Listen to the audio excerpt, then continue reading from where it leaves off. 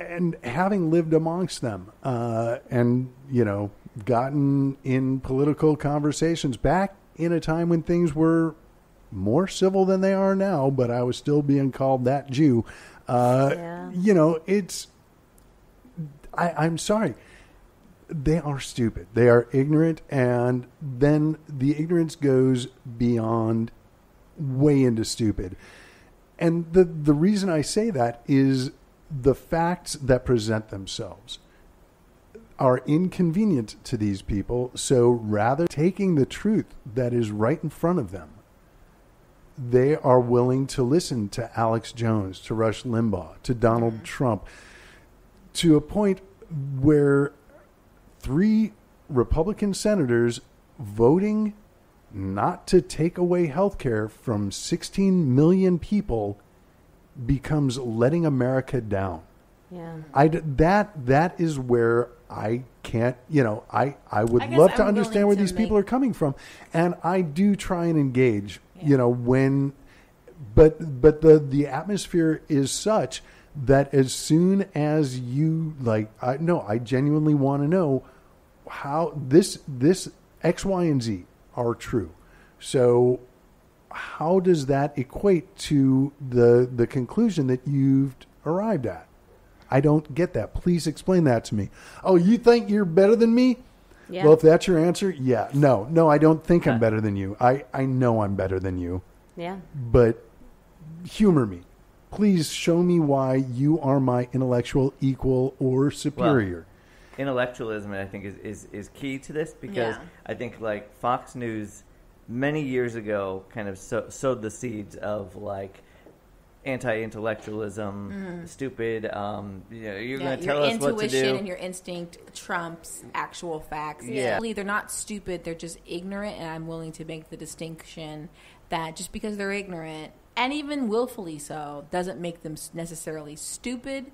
Because one of my favorite it's sort of a meme and sort of an actual thing is the liberal redneck, and there's a couple of them out there. Yeah. And those people give me hope for the others. As long as there's a pocket of those people out there, I'm not willing to believe necessarily that just because you're raised amongst them and people like yourselves that came out and then became West Coast elites, but who even chose to stay and hunt and fish and wrestle gators and all that stuff and are still just but women deserve health care and guys should get married and I don't give a fuck if you're transgender in the military. Can you hold a gun? Can you shoot an AR-15? I don't give a fuck what your titties look like. You know what I mean? Those type of people that give me hope, okay, they're not. It's not all of them, and it's not necessarily. They don't have to be a product of their environment.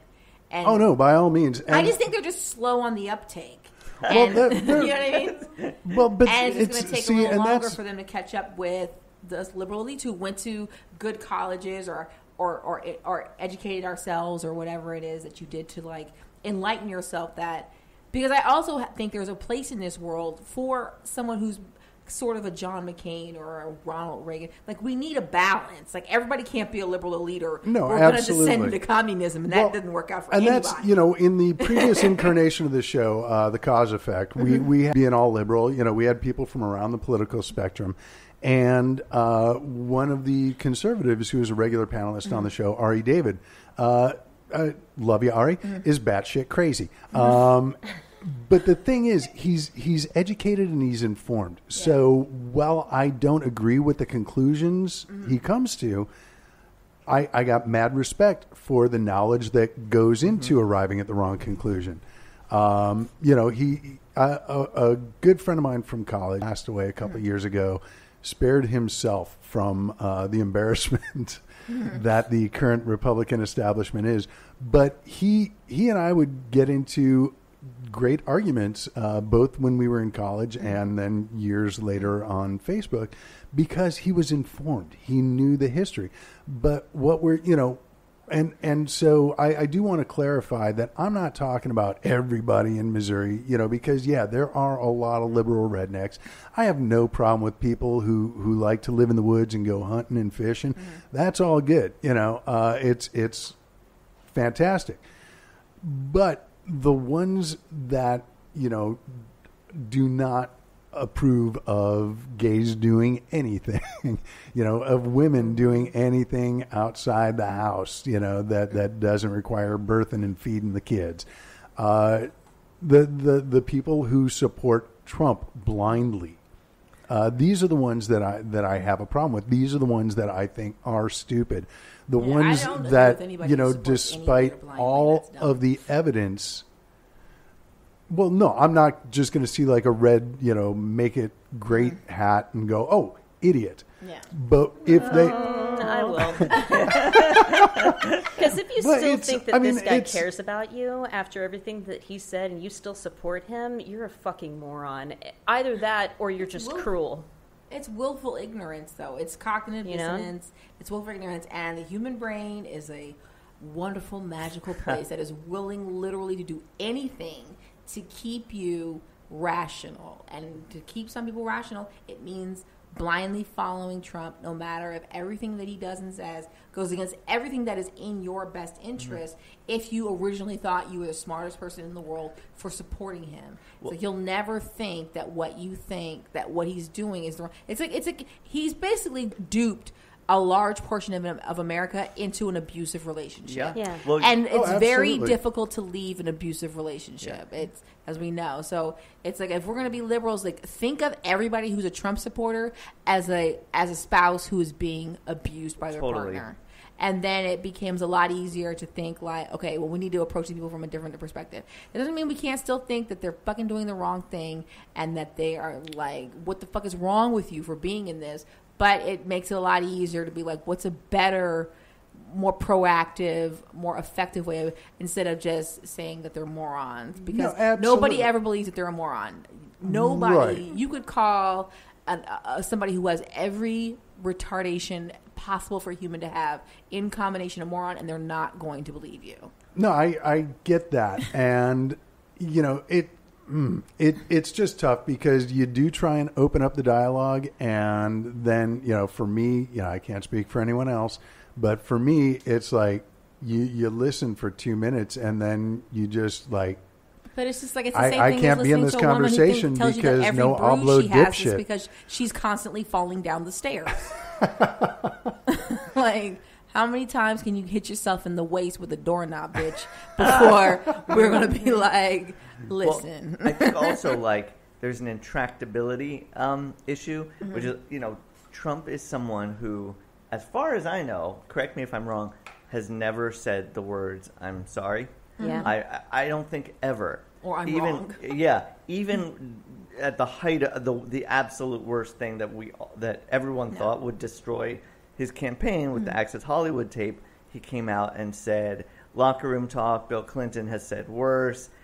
This is all being used, it's taken out of context. This is being used to destroy me. Also, here's Billy Bush. Yeah, right, exactly. Yeah. Throw the lamb on the fire. Yeah. And there's a trickling down of like, because I think there's something that, someone once said that he's a weak person's idea of a strong person, a poor person's idea of a rich person. So there's this projection among his followers where people are like, fuck yeah, I'm not going to apologize either. Right. I am right, you are wrong, that is it. I know that if I stick with this guy, he's going to, lead me to the promised land. Yeah. Yeah, it's like they thought as soon as they voted for him that they'd all get a mail order Russian bride.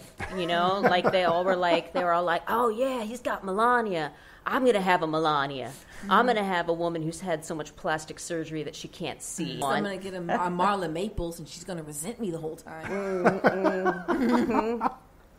Yeah. Well, speaking of people who drank the Kool-Aid, we mentioned Moochie earlier, and I think this is a great time to segue into the shakeups at the White House this week, because and we were talking before the show about the old news cycle and the old way, how Friday was always like the news dump, the stuff that you didn't want people thinking about, put it in the news as people are going into the weekend and not.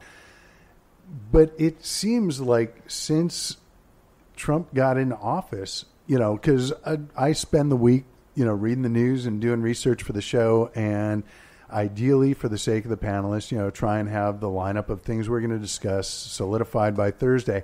And then Friday comes, and it's like, wow, all the shit that's happening now, how are we even going to get to what happened the rest of the week?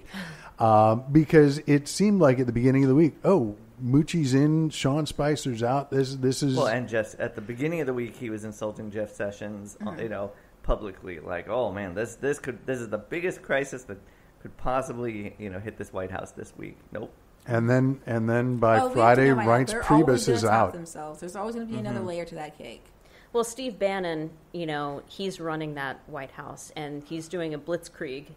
Every day there's a new scandal so that it's deliberately crafted so that you forget about how he failed at healthcare and how he's been bought and paid for by Putin and how they're closing in. The sharks are closing in on you, Donnie, and how they're closing in on the Russia investigation. But here's a question, because did you guys all read Ryan Liz's piece in the New Yorker about his unhinged phone call with the Mooch is in effect because Moochie went after Priebus. As a sitcom character, sure, why not? He looks like he used to intern for Bruce Butler or something like that. I said he's our first communications director with a pinky ring. Yeah, that's I don't know that he wears one, but I suspect he should. Yeah. Oh, he does. Like I said, if somebody posted a picture and I was like, not pictured his vast collection of pinky rings. Well, I know I'm aging myself here, but did you kids ever hear about the movie Jekyll and Hyde Together Again? It was in the 80s. Together Again? Yeah, it was Mark Blankenfield, I think his name was. He was on the ABC show Fridays. Great physical comedian. But it was basically Dr. Jekyll and Mr. Hyde, but he's a mild-mannered chemist who creates this amazing cocaine substitute. And when he's becoming Hyde, the shirt buttons pop off, the gold chains come out, the chest hair sprouts, and the pinky nail goes. And I just imagine Moochie, there's a pinky ring that just as soon as he's going to appear in public, it pops out from under his flesh. And he becomes the Mooch. Moochie to me is like if they could have just hired the Situation as the White House director, and it would have amounted to the same thing. This is all very Jersey Shore. Yeah, and I feel like even the Situation is just but gays are fine though. They do my hair. Oh yeah, but wouldn't be allowed that to say guy. That. But the reason I bring him up is because he didn't only go after Priebus in the New Yorker interview. Yeah. He went after Bannon too. So prior to the Mooch, I would have agreed with you that Bannon was running the whole show from behind the scenes. He really is the great and powerful Oz behind the projection that is Donald Trump. Now, I don't know. Here comes the cowardly lion to pinky ring his way. I think Bannon created the circus, and now the animals are just being animals. Is anyone else watching Blood Drive? Going crazy. Blood Drive, as long as we're doing, and this is more Grindhouse than Sci-Fi, but it is running on the Sci-Fi channel, so I only watch Dark Matter. New show this season, but it's been interesting because there's in this week's episode there's sort of a power struggle between the guy who's running the show and the pretender who thought he could take over. And I think we're going to see that in the coming weeks is the struggle between Bannon and the Mooch. Well, the Mooch just gave up his marriage for this shit, so he's I want all the power. Well, you know what else? But is it a power thing, or is it just the Mooch wanting to be more like Donald? Was this his first wife? No, what I was going to say is that the Mooch is a mini-me of Donald, and Donald loves seeing this guy who's just like him. But with hair. But with hair, but with a exactly. decent head of hair, But there's going to come a point, whether it's when he gets too much attention on SNL, or they're mocking him too much, or if he becomes more kind of cool and popular, more of a meme than Trump. Trump is going to toss him. I know it would have been against what amounts to journalistic ethics these days, but when Scaramucci called Ryan Lizza to find out who his source was on the dinner that led to this whole article, I would have If I were Ryan Liz, I would have said, look, I'm not going to tell you who my source was on that. Even if it is Sarah Huckabee Sanders, I'm not telling you who it is,